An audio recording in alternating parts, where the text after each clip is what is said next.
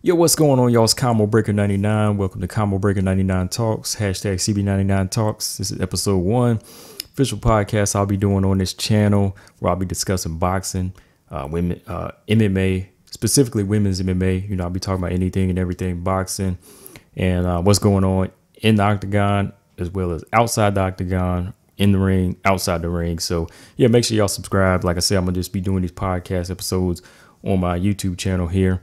And eventually, you know, I'll post them on iTunes, you know, all those other podcast platforms like Stitcher and Spotify, you know, where I also post my Jab podcast, you know, where I talk about anything and everything boxing over there. But yeah, make sure y'all subscribe to that. But today I want to kick it off and talk about, of course, some boxing and some women's MMA.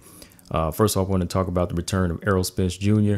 and who he's going to return against and how likely it's going to be a top level opponent.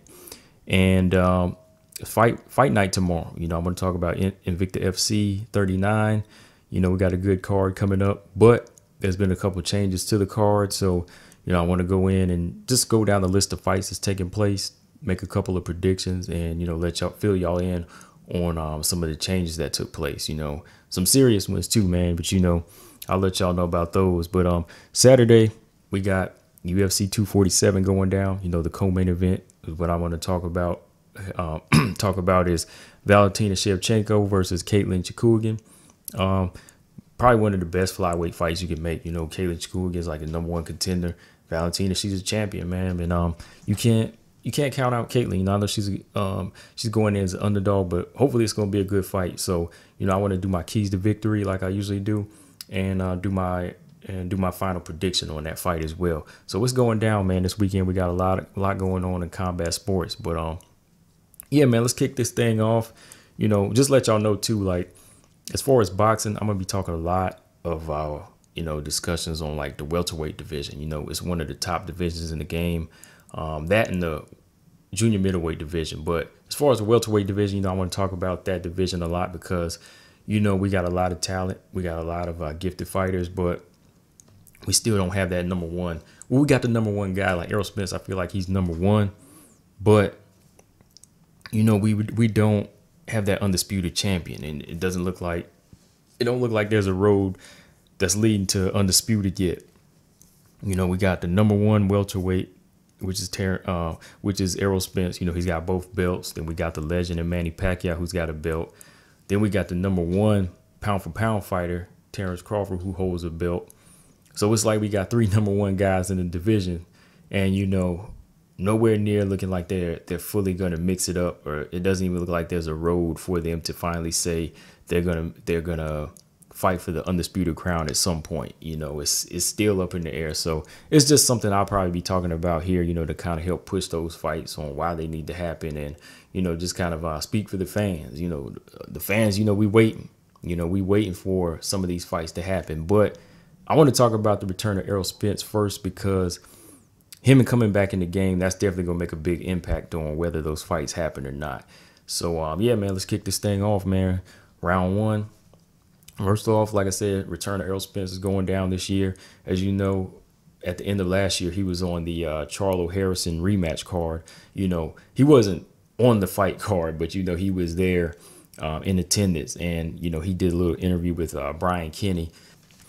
Errol Spence did an interview with Brian Kenny, and he talked about his return to the ring, which would probably be like in May or close to the summertime. And right away, you know, he stated that he wanted to face a big name like Danny Garcia, Terrence Crawford, or Manny Pacquiao. You know, he said he didn't need to tune up. You know, he said he just wanted to go straight at, you know, anybody with a belt.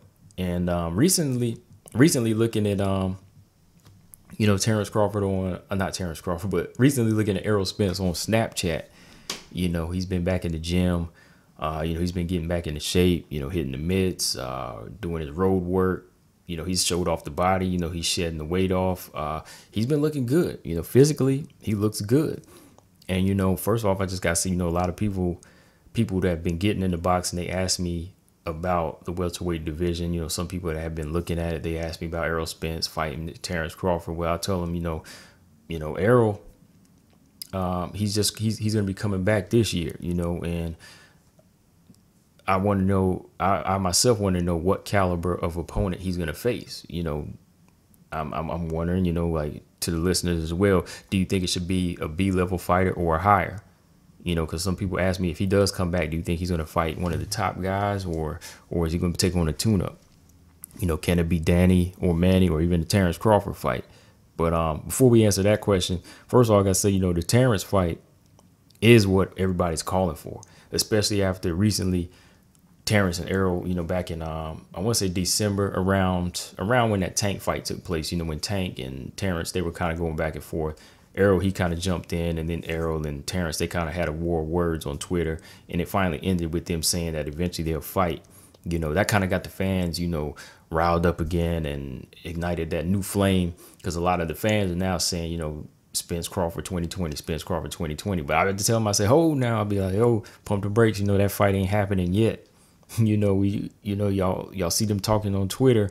You know, they kind of sizing each other up like they did, like when they met, like back in 2018, around the end of 2018. You know, they were like standing outside, like before a fight or after a fight. You know, a lot of people felt like the fight was going to happen then, and then talk just kind of died out. Now they talking on Twitter, and people think the fight's going to happen again. But I was like, hey, before you get your hopes up, remember that Errol Spence just came out of a car accident. And it's highly unlikely that he's going to jump right back into the ring against a top-level guy like Terrence Crawford, even if he said he's ready. And me personally, I feel like Errol Spence should return against a tune-up fight.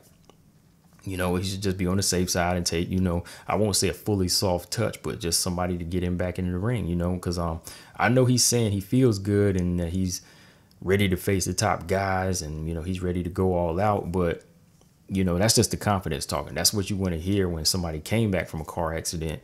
But on the real, you know, Spence has to make that cautious choice, you know, after a serious car accident like this. You know, he should definitely take on a lower level opponent than a Manny or a Terrence Crawford.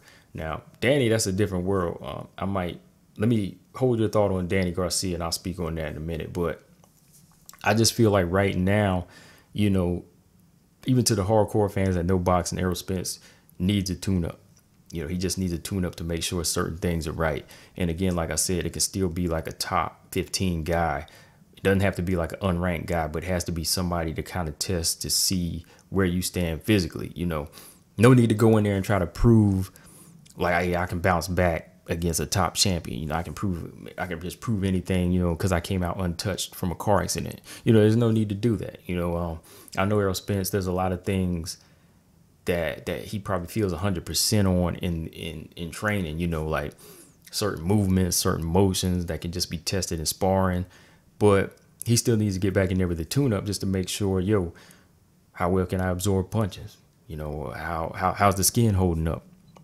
You know, I just want to make sure everything is good for when I get back in there against an elite guy, that this is going to hold up. I feel good, you know. And the most important thing, of course, we're going to talk about too, is the mental game. You know, you want to build that back up. You want to build that type of confidence back up, because first off, you know, mental. I've asked fighters this before. You know, I've heard fighters say boxing is 90% mental to 98% mental, but it's always in the 90s. You know, everybody always tells me that it's somewhere in the 90s, you know, as far as how much of boxing is mental. You know, that's how important it is. So not just the physical, like he could feel good and look good, come in looking ripped, but the confidence and wanting to be there and feeling that pressure again is a whole nother story. So you just kind of want to take, you know, you want to take that one step at a time, because mental of the fighter, you just got to think of these other questions. Like, these are questions I'd be asking, man. Like, you know, how is a guy like, well, I won't say how is a guy like Spence able to regain that, but can a guy like Errol Spence regain the mental strength after such a close near-death experience? You know, your car tumbling the way it was and you coming out untouched. Like, you're probably feeling like that's a sign that you came out untouched, but at the same time, you're like, damn, I came close to death. Like, you start wondering what type of moves you made, like, that led to this. You know, you're starting to think of a lot of things like that. Like, coming out of an accident that would have killed most people. How sure can Errol Spence be of wanting to return to the sport where you're always putting your life on the line, you know? you come out of an accident rethinking a lot of things. You know, you're thinking about being closer to family, enjoying life. You know, in Errol's case, you know, watching his daughters grow up, you know, trying to slow it down. So returning to a sport where your life is always on the line, you got to think of that. And I'm sure, like I said, he's probably thinking of a lot of these things. Like what we see isn't always what's real. You know what I mean? Like, there's other questions, you know, is it worth putting my life on the line for a living? So you're thinking that at this point, like, damn, man, like, should I be doing this? Maybe there's something else I could do where I can make sure I'm more content, and I'm always going to be there for the ones that need me and love me, you know, things like that. Like, anybody will probably think of that, but I'm not saying like Errol Spence is ultimately feeling that way, but, you know, he's probably feeling like this risky job called boxing could put me back in the hospital where I don't want to be. You know, it could put me back into it could put me back into feeling like I did that night of that car accident. You know what I mean? Like, you could really feel like that at that point. Now, of course, that's something that's crossing his mind. But the vision you get after like these serious car accidents, they can really put things into new perspectives. And I know that because I talked to some people that have been in car accidents like this. You know, I've known some people who've told me that as that car is flipping, while that car is like flipping or rolling through the air or whatever, you know, I've heard them say like everything leaves your mind except the things that you really care about. You know, those things that you really care about just like flash through your mind like so fast in like a second. You know, you see all these images in like 1 second. You know, you see all the things you cared about, all the things you love and have some emotionally attached to. You know, you feel these things. You know, you see them through your head whenever you're going through that. I've heard people tell me this. And then when they come out of the accident, you know, they're telling me that they feel different about things. Like, they feel different thing about life. Like, they're not as worried about certain things. Like, they want less stress. They want to enjoy different things. And that's why I'm wondering about Errol Spence. Like, if Errol Spence sees boxing as something he just loves to do, then it might be easy for him to get back into it. But if there's a point whenever he feels like it's stress, then it might not be something he wants to continue to do, you know? And I just say all of that because it's going to really take time to make sure you're ready. You know what I mean? Like, maybe, again, like for a special fighter like Errol, it'll take a fight or two. It might just take one fight. You know, from what we've seen, he's ready. You know, but I just say all that because, you know, confidence, you know, that confidence is one thing, but dealing with that pressure when you get in there is another. You know, the Errol fight and the Manny fight are just going to be so much pressure that, again, we don't know if Errol really wants to be there yet. You know what I mean? So going in there with, you know, maybe just a regular fight, like a tune-up fight, you can get back in there and say, you know, this is me. The fight game is me. No matter what happens outside of the ring or happened to me outside of the ring, boxing is where I feel whole, you know? And some people do feel that way. Like, boxing is their one love, and that's where they get their third therapy. So maybe he will be one of them people. You know, when Errol gets back in there, it'll feel like he's never missed a beat. You know, maybe he won't be thinking about like, I'm putting my life on the line, or I'm thinking of it the similar way of the outcome of like a car accident, you know, because you got to think anyway. But yeah, before that, you know, Errol was probably like, you know, I'm always putting my life on the line. I'm always there. You know, this is what I do. This is the warrior code. But it could all come together like that, you know. So, but I'm just saying, like, if he really wants to test himself, just go in there and get a tune-up in. You know, ain't no hurting that. You know, just for himself, just to make sure that he doesn't take crazy chances and mess up his legacy. You know what? Just for money. You know, say you're ready for Manny Pacquiao and then lose, and then like get messed up and really, you know, lose something in the ring as well. You know, there's no need to do that. You know, there's plenty of time to just continue to do what he does and get the legacy and the money. You know, make smart choices and just say, hey, let's take this one step at a time and we can get the legacy and the money. I mean, of course, you don't want to go in there with such a low of opponent where you don't get what you need. You know, you don't want to go in there and thrash some dude out in one round, and after that get false confidence, you know. So Errol Spence still needs to be tested. You know, it could be a top 20, top 15 guy. You know, give him a Sergey Lipinets. You know, who else we got? Jose Zito Lopez. You know, he's had a good showing in the Keith Thurman fight. You know, another fighter that last year, another fighter that came back after, some injuries. He kind of gauged us on where Keith Thurman really stands. That's how good Lopez was of a test for Thurman. He gave him all he could handle in 12 rounds. And then that kind of told us where Keith was mentally just by looking at him, body language. He wanted to win, but he wasn't fully there to win like the Keith Thurman we know. So maybe a fight like that could help Errol, Jamal James, any of these guys. But yeah, somebody like Lopez or Lipinus, just a guy to kind of get him back into the thick of things, But any of those fights would be good fights. But just seeing Errol back in action this summer would be good. It's not like we're on, we got him on a clock saying, yo, this is where you need to show and prove. You just got to have a car accident, So there's a legit excuse for not backing, but pushing back a fight, pushing back a major fight with like a Manny or a Terrence. But I'm not going to lie. Going back to Danny Garcia, that fight could happen.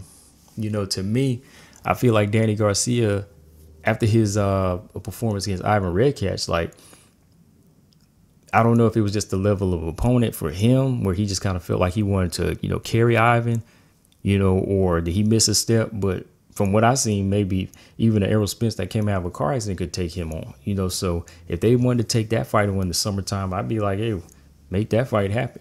Because, Danny Garcia didn't really pose a serious threat. I know he always packs the puncher's chance, but he didn't really pose like a serious threat from what I've seen, even to a returning Errol Spence. So that might be a fight. That's a strong possibility. So if Spence really wants a fight date and feels that confidence that he feels, then, hey, look at the Danny fight, some fight that's really going to keep him in the mix. But yeah, man, like I said, no need to rush it though. Just take on one of these guys that can get him back in the mix. Again, let me know in the comment section what y'all think. But yeah, let me see. Was there anything else I want to talk about on that topic?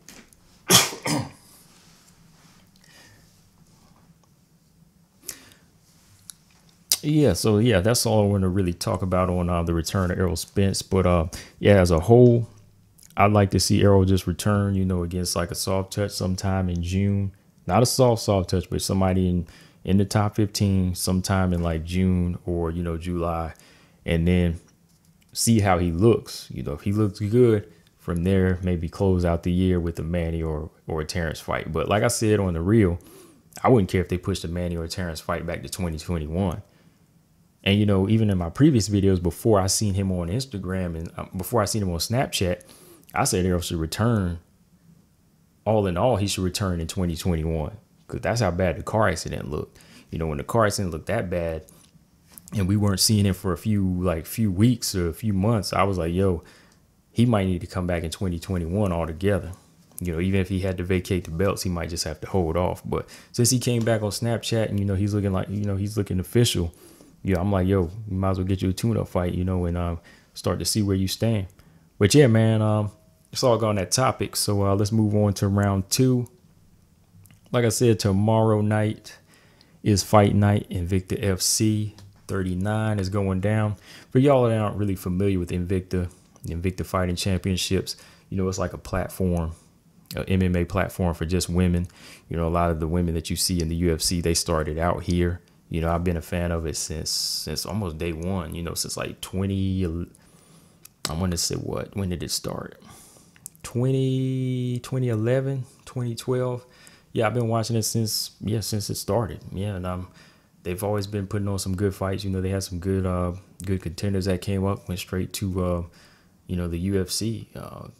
Who else? Of course, Chris Cyborg, y'all remember her, but we had Rose Namajunas, Tisha Torres, Joanne Calderwood, Felice Herrig, anybody you saw like the Ultimate Fighter episode with the strawweight division. You got a lot of ladies. Brianna Van Buren of recent, she's one of the ladies that's came from here. Who else has come out? Felicia Spencer, Megan Anderson, all of these ladies. But they've been putting on some good fights, and the card that's coming up tomorrow looks pretty good as well. Like I said, just want to go down the list of fights that's taking place and let y'all know what changes were made. It was a major change I'm gonna go over right now. Yeah, there's a major one. Yeah, I just saw this on Instagram. The main event, Jin Yu Frey versus Ashley Cummins, which is a rematch to a 2017 fight, is not a title fight anymore. Jinh Frey missed weight by what, 0.8 pounds, and she was stripped of the title. Damn, that sucks, man. So she was stripped of the title, and now this fight is a title eliminator. So whoever wins this fight, they have to fight for the title again. And shout out to Jinh Frey, man. You know, this isn't like her to really like miss weight on purpose. It's not like a common thing with her, but you know, she was posting pictures on Instagram, you know, her progression of, you know, how she cuts weight and how hard she's been working. And by 0.8 pounds, you know, that's not like a great deal. Not like she was coming in 7-8 pounds over, but you know, there's a time on it, and you know, they have to follow through. Like anybody else comes in overweight, they'll probably just start canceling the fight now and penalizing them. But that's what they had to do. They had to strip her of the title, I guess, because you know, she's the main event too, and they expected this to be, you know, the main attraction. But once the main event messes up, you know, the consequences are a little bit harsher, you know.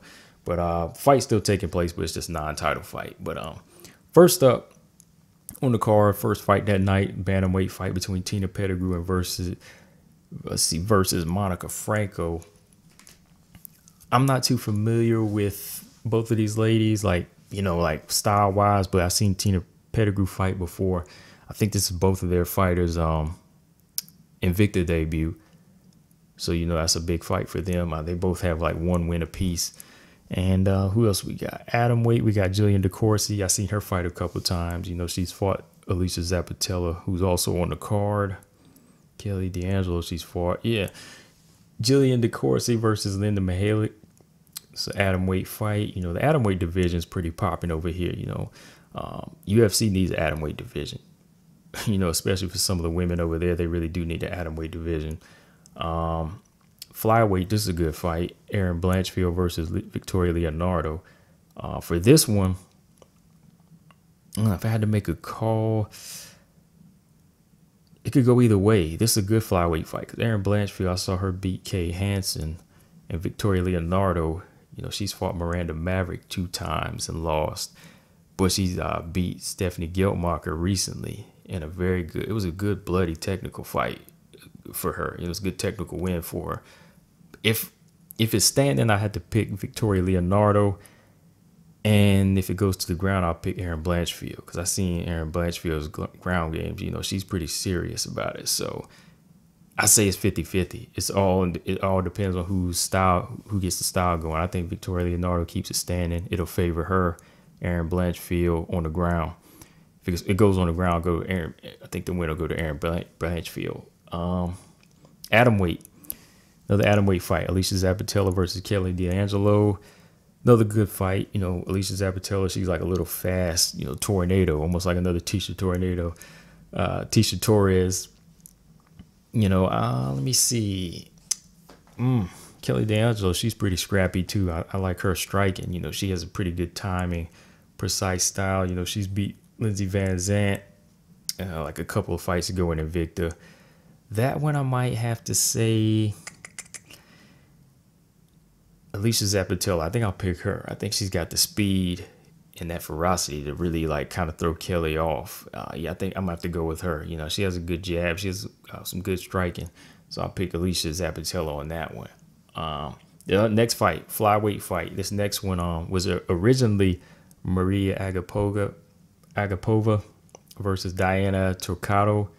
But Maria, she recently got in I won't say car accident, but it was auto pedestrian accident. I think she got hit by a car. So she was pulled out of the fight. Now Shanna Young is stepping in. So you got Shanna Young versus Diana Turcato. Yeah, shout out to, you know, Maria Agapova. I saw her on Instagram, and you know, that was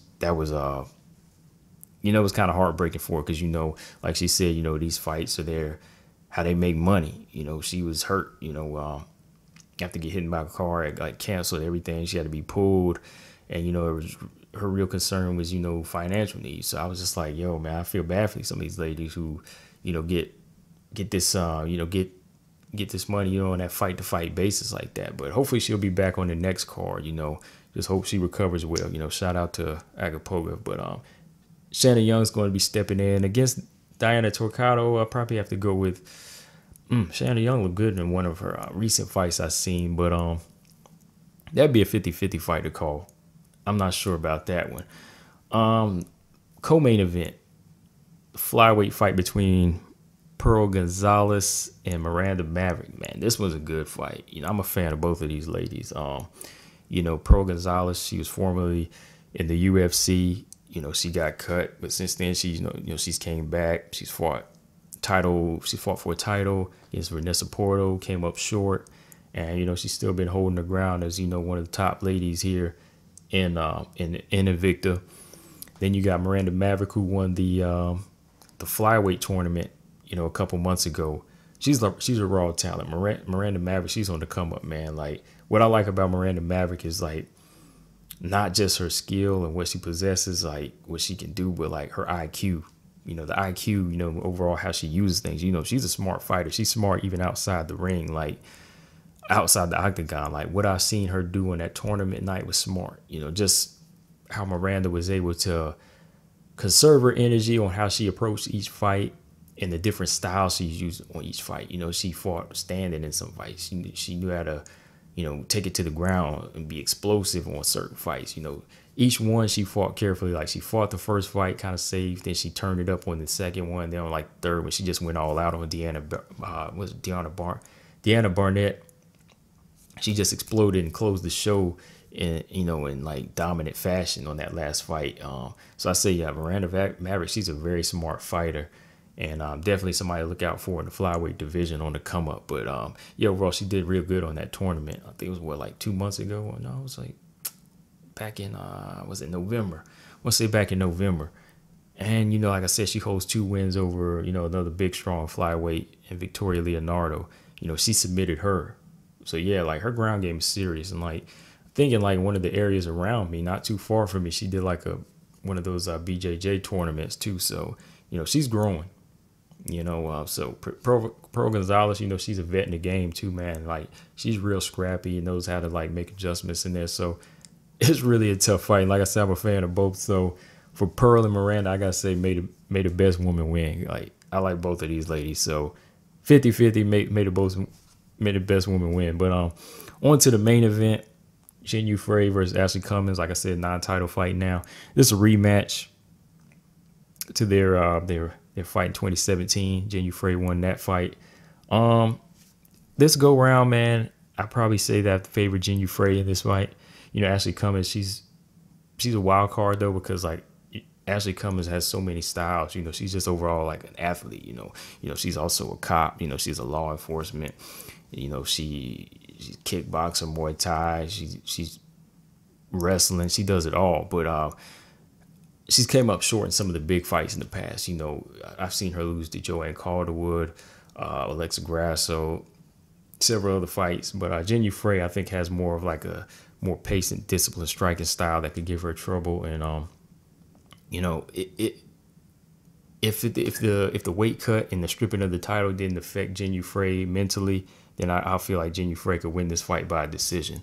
But overall, man, it just sucks though, man. Like to really work hard to try to cut that weight, and then that last minute you can't get it, and they strip you of the title. But like I said, they're coming down hard now, especially if it's a main event and you don't make weight and it's like a title fight. There's just so many things. Those are so many things like that kind of cost the card. As far as like making it a big attraction. So I just hope that Jinh Yu Frey can win this fight and get back in there, and fight for the title again, man. It's just gonna have to make her work harder. But yeah, man, definitely check that card out tomorrow. It's on UFC Fight Pass. I'll be checking that out. They actually used to post some of these fights on like the first couple fights they would post on where they posted on like Facebook Live or something like that, but now they just post the whole cards on UFC Fight Pass. So it starts tomorrow. It'll stream live on UFC Fight Pass like 7 p.m. I think that's Central Time. So yeah, but check that out. If you're not a fan of women's MMA, you want to get into it and understand it, check out these cards, because these women work hard. And like I said, I told people, man, like women that got me into mixed martial arts, period. Just watching some of these women fight and the action they put on. It's a lot of women that got me into mixed martial arts on the real, man. But Moving on, man. Let's go on to the last topic I got. Final round, round 3. UFC 247. Want to talk about the co-main events. Valentina Shevchenko, the UFC flyweight champion, versus #1 contender Katlyn Chookagian. This is a fight that I was thinking was going to happen like a couple years ago before Katlyn lost to Jessica Eye. Because Katlyn Chookagian, I was always looking at her and I was like, she's a pretty good fighter. She's pretty disciplined, very technical, patient. And, even when she fought Jessica Eye, I picked Katlyn to win that fight, but I don't know what Katlyn that was. I didn't expect her to put on a performance like that. She came up short, and Jessica Eye winds up getting the title shot. And we remember what happened to Jessica Eye. She got laid the hell out. But now this fight is happening. Katlyn Young, she's gone on a couple fight winning streak now. She was able to beat Joanne Calderwood, and it was a tough, close fight to me. And then she went on to beat Jennifer Maia. So she's kind of back in the swing of things now. She's kind of been working on some things and, kind of building up her arsenal. Valentina Shevchenko, since losing to Amanda Nunes, she's moved down and just became this dominant presence, taking the belt from Nico Montano without even getting in the octagon with her. That's real. That's the type of presence Valentina has. Like, she does everything well. She does her boxing well. She box, kickbox, Muay Thai. Her ground game is growing. She's one of the best defensive fighters, one of the best disciplined fighters I've seen in women's MMA. Shout out to Coach Shelton Harris. I know why he's a big fan of her, but she's definitely gonna be a champion for a long time. That's a topic I might have to talk about, is like, who can really beat her. If Katlyn Chookagian can't beat her, then I don't think anybody can. And I think Katlyn, like I said, she's one of the best flyweights out there under her. And that's it's saying a lot, but at the same time, it's only amongst that handful of flyweights who kind of rank just so far below Valentina, if that makes sense. Valentina is just like in a game of her own. It's almost like how Floyd was when he was in the welterweight division. Floyd was just on an island of his own, man. But now this fight's going down Saturday night. Yeah, man, I just want to do my quick keys to victory. Like I said, Katlyn's going in as an underdog, but I just have a few keys to victory that she needs to do to win this fight, or try to win this fight. And then I'll do my prediction. First up, Katlyn Chookagian. First up for her, I feel like she has to be first. She has to use her speed. She has to put those punches together. Katlyn, she's a boxer. She likes to box, and she likes to kind of, move those hands quick, use a lot of feints. I feel like she just needs to kind of keep that distance and touch Valentina. Just keep touching her, put those combinations together, make it look like, she's getting more of the work done, and make Valentina make Valentina feel, not make her feel, but make her stationary to the point where, she's kind of confused about throwing anything. Katlyn just has to kind of pump those jabs like she was doing the Joanne Calderwood fight. To win that fight, she just stayed one up on Joanne, by pot shot, just continue to pot shot. I know Joanne Calderwood is different than Valentina, but, whenever a fighter is standing still and stationary, Katlyn's kind of letting her hands go. She's kind of using those little feints. She's using them little boxing moves like the little windshield wiper, and then she's popping the jab, and then she's throwing a right kick, so she's throwing a head kick after a jab. So she just needs to be fast and be first. So as soon as she gets into her range, she has a longer range, she just needs to pop, kick, move. Make sure she touches Valentina, but don't let Valentina touch her. So she just needs to take each round one fight at a time by being first and, putting her punches together. Use movement and angles. Again, you don't want to stand in front of Valentina. Valentina, when she closes that distance, she's hitting you with that hard left hand, or she's, checking that leg, or she's taking your ass down. So Katlyn definitely has to move, stay away from the left hand and just keep pop shotting in an angle. And avoid the clinch. Katlyn is a taller fighter. She's a little bit bigger, but I think that Valentina is just like freakishly strong for this division. She's physically strong, so once she gets into that clinch, she'll control it with knees, or she'll slam you. She'll take you down, just like how she did Joanna. Joanna, of course, she moved up from 115, but whether it was Priscilla Cochera, any of these fighters, they felt that strength. Jessica, I felt it for like a couple seconds, even through the leg kicks. So she definitely needs to avoid the clinch. Just keep it standing and move and strike. Make it awkward. If you try to fight a textbook fight against Valentina, she's seen it all. She's been reading the books. She's putting her own chapter in these books. Katlyn has to make this a different type of fight. A couple of times, just kind of make it awkward and rough. Things that she don't expect. And that's why I said she just needs to kind of move around and throw and land and just take each round one fight at a time. Picture each round as one fight at a time and just try to piece it together that way. Just stay busy. You got to stay busy in that fight, because sometimes Valentina has a habit of being a little too economical or being a slow starter, which showed in the Nunes fight. Sometime while she's waiting, she's more so one to be the counter puncher. So for Katlyn, she needs to counter the counter. You got to time her. Use feints by making her throw her counter and then come back with your own counter. That makes sense. So Katlyn's just got to make it a different type of fight. You got to make it something different that Valentina's never seen before. Keys of victory for Valentina. I'm starting off right here. Use the left hand. Valentina has one of the best straight left hands I've seen. It's got a lot of power. Priscilla Cochero fight, Joanna, even Nunes fight. A lot of Holly Holm. A lot of fighters have to respect that power in that left hand. So I think as soon as she starts closing that distance, she needs to start, flicking that jab out there, flicking that right jab out on Katlyn. Whenever Katlyn kind of closes the distance, time the head movement of Katlyn, and then just pop off those left hands straight up the middle. And once she feels that left hand and snaps her head back, I think it'll kind of change Katlyn's mind frame. So if she starts using that in the first couple rounds, she even had Liz Carmouche not wanting to touch it.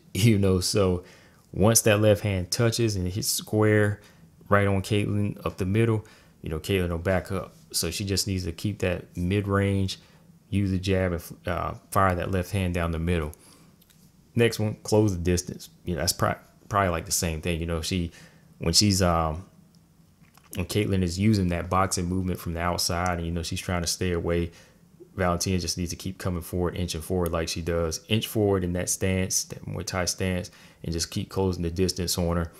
And, just keep on pressing that control pressure on her, and, just keep taking her apart that way. Once she feels that distance closing, it makes a fighter feel that type of pressure. Like, they're not feeling like punch pressure, but they're feeling like they feel like they're getting smothered without getting smothered.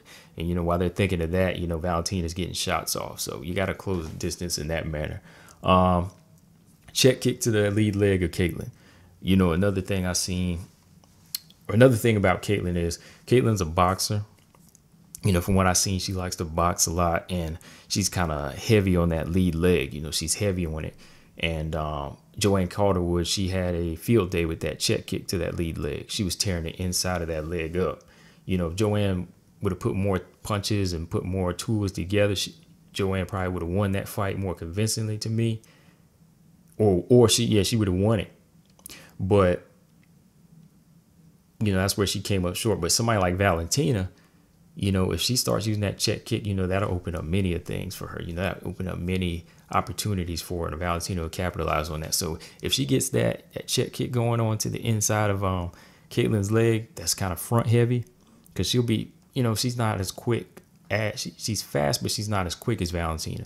So Valentina can kind of time it and really pop the inside of that leg of Katlyn while she's leaning heavy on it. Because like I said, most boxers, when they're more flat-footed, they're kind of leaning heavy on the front leg or the back leg, so they're not as quick to move. So Valentina, she can kind of, capitalize on that and counter quick, or she can just be real quick with the check kick to the inside leg, and that'll tear up Katlyn's leg. So that's another way just to open up different things, and at the same time just do a lot of damage. So using that check kick to the inside leg of Katlyn. take it to the ground.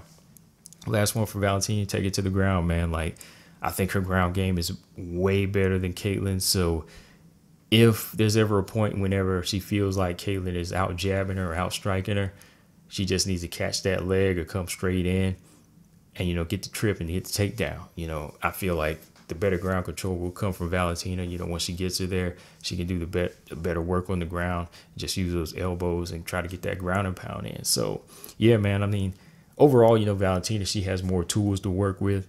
You know, I feel like she's the more better polished fighter, but you never know, man. Styles make fights. You know, styles make fights in this one, so we don't know what type of approach Katlyn's probably been, you know, taking for this one as far as like studying. But going on to my prediction for this fight, man, I'd be crazy not to pick Valentina Shevchenko, but I'm gonna go with Valentina Shevchenko because I'm not crazy. I picked Valentina Shevchenko by a decision. I'm gonna pick her by unanimous decision. I think she's gonna, you know, have a couple of slow rounds where she's feeling Katlyn out, and Katlyn might win like a couple of the first rounds. But as Valentina settles in and she starts to really close distance and use that power, and Katlyn feels that power a few times, I think that Katlyn will go on the back foot and kind of and start respecting her. And when she starts respecting her, I think Valentina is going to move in and take it to the ground, get in a few takedowns all the way to the end, and just dominate from 4 and 5. So, yeah, that's my call on that one. I think Katlyn will probably maybe edge round 1 or 2, maybe, if Valentina doesn't get started early. But I think Valentina's going to make those adjustments, take it away from 3, 4, and 5, and take it on home to a decision. But, yeah, man, that's all I got on this one, y'all. In the comments section, leave me, yeah, man, in the comment section, leave me what y'all think, who you think is going to win this fight. I'm going to have to go with Valentina, like I said. But, yeah, that's all I got on this episode, y'all. My final thoughts. Overall, for Errol Spence, you know, like I said, there's really no need to rush in the game. You know, I know these guys are getting older, and they want to secure money. They want to secure the legacy. They want to do things. But after something, you know, after a serious car accident that like Errol Spence was in, you know, no need to rush it now. I mean, you know, we know the game don't wait, but, you know, he just needs to take his time, make sure he's good, you know, take this tune-up fight, and everything will be good, man. But, yeah, like I said, pretty much I'll be doing these episodes here on YouTube. This is the first one, like I said, still kind of getting the feel of, you know, doing a podcast solo. But, let me know in the comment section what y'all want to hear me talk about. You know, maybe I'll do some topics on that, or I'll start doing them live streams. You know, I'll start doing them live, or I'll try to get some people to talk to. But, yeah, that's all I got on this one, guys. Like I said, make sure y'all subscribe here, Combo Breaker 99 YouTube channel, as well as to my Jab podcast where I talk about boxing. You can subscribe on iTunes, Spotify, Stitcher, Google Play, and SoundCloud. You just type in hashtag Jab Podcast, subscribe to that. Follow me on Instagram at Combo Breaker 99, or All Boxing Everything on Instagram. All Boxing Everything, that pretty much describes it, what I talk about over there. But Combo Breaker 99 on Instagram, you know, I'm just talking about boxing and women's MMA. So, yeah, I post stuff every day over there. But, yeah, man, that's all I got on this one, guys. I will catch y'all after fight nights. You know, I'll probably catch y'all on Monday with the episode, you know, discussing all the fights that went down. But I'll also be doing little videos or post-fight reaction videos, you know, before I do another episode of this show. But, yeah, man, that's all I got on this one, guys. Hashtag CB99 Talks. Make sure y'all subscribe. I'm out. Peace.